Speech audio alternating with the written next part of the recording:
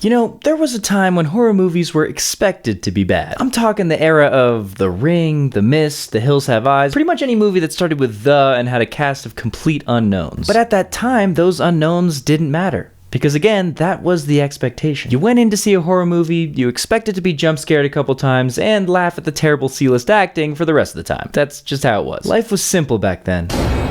But that's when Blair Witch Project came along.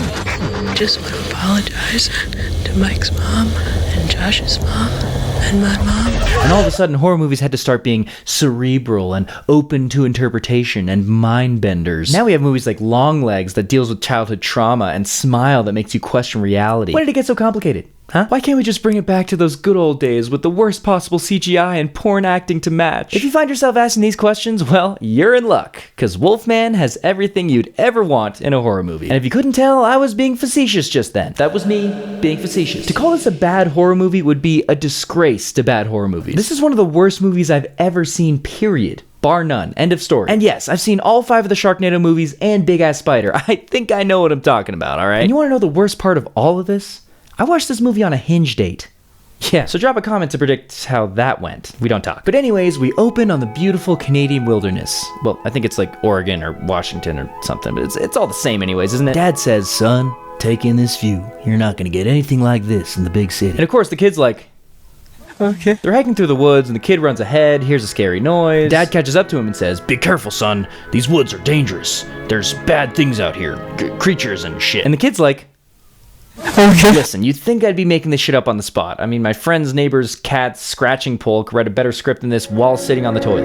This view never gets old, does it? But I'm not. So we continue. After a close encounter with a mysterious creature, oh, I wonder what it could be. I mean, the title of the movie is Wolfman, so maybe it's a wolf? Or a man?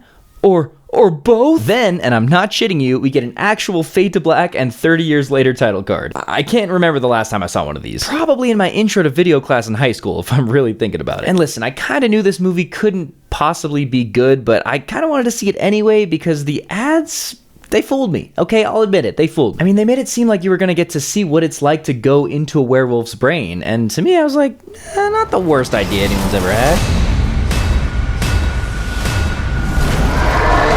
But while main character gets attacked and Scratch gets infected, it starts experiencing weird sights and smells and sounds. You know the formula. It's a werewolf movie. They didn't stray at all from what was already the shitty expectation of what this movie is. And the parts that actually showed the werewolf's perspective felt more like a early 2000s video game cutscene or character switch in Lego Star Wars. Like, it was also like weirdly off-putting and unsatisfying. And all the while, I'm sitting here embarrassed as fuck that I made another human being watch this movie with me. Because like, unless you're the kind of person that just laughs at bad movies, which I am, don't get it twisted, you're probably not having a good time with this one. All the attempts at jump scares were just lazy, predictable, drawn out to the point of oblivion. And then we get the scene of 2 werewolves fighting each other, which in theory could be pretty cool, you know, but I have seen this before many times in a show. It's called Teen Wolf. And let's just say I had a better time watching those scenes in Teen Wolf than in this movie.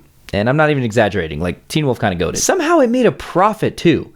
And I was part of that. Fuck me. I mean, this director has been on some good stuff, you know, Saw, Insidious 2. But like I was saying in the beginning of this video, Wolfman is a callback, a reminisce to horror movies of yore. To a time when horror movies didn't have to be thoughtful, scary, hell, even entertaining to make money in the box office. To a time when it just wasn't that deep. And you know, there's something disgustingly beautiful about that. But that is the last time I watch a movie on a Hinge date. Like, Jesus, what was I thinking? All right, I know this is kind of a short one, but this movie didn't deserve a video over 5 minutes. So if this video is over 5 minutes, fuck you, Wolfman. And if you like me brain farting about random movies, well, just subscribe to my channel because I do it all the time. I also do some other stuff. I do acapella covers. I do chess content, believe it or not. I'm kind of all over the place right now, but we're figuring it out as a community. So join it. Be the change you want to see in the world, said a wise man once. Like the video if you want. If not, just leave, bro. I'll see you in the next one, I guess. Rawr. Rawr XD.